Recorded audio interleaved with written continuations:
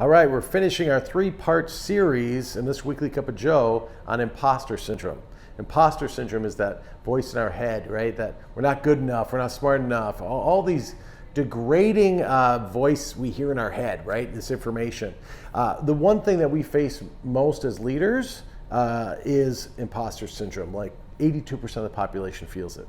And yet only 5% of employers talk about it. So let's talk about it, right? We need to face this. It helps people step into who they really are. So how do we help get imposter syndrome, that feeling, out of ourselves? We have to start with ourselves first. Well, one is we can look to the Greeks with their word agape. Remember, that's a word for love, which means a choice to respect. We can choose to respect ourselves. We can choose to give ourselves a little bit of credit.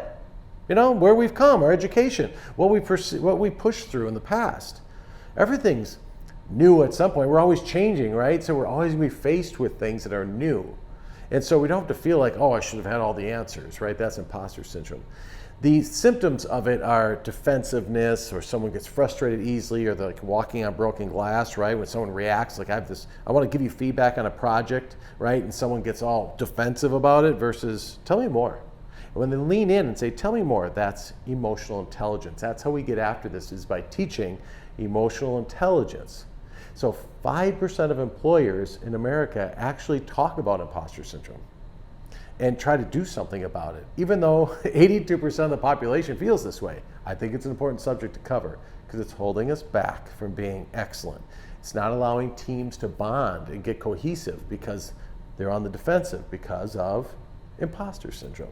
So how do we get after it? Emotional intelligence training, things like empathy, learning how to self-regulate, learning how to respond, not react, learning how to give people enough information to see what's really going on in their reality, or in their head that's not maybe reality, right?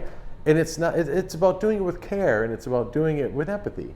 And so social skills, emotional intelligence is the key ingredient that will move you forward and your organization forward faster than anything. And so if you really want to learn more about how to teach your team how to get imposter syndrome and put it down and just step into who you are and grow your emotional intelligence, please give us a call, because we're really good at it and we're freeing a lot of people. We're freeing a lot of people from self-doubt and self-sabotage. So if you missed the other 2 episodes of Weekly Cup, you can go back and watch them. Put the 3 together, imposter syndrome. Let's get after it together.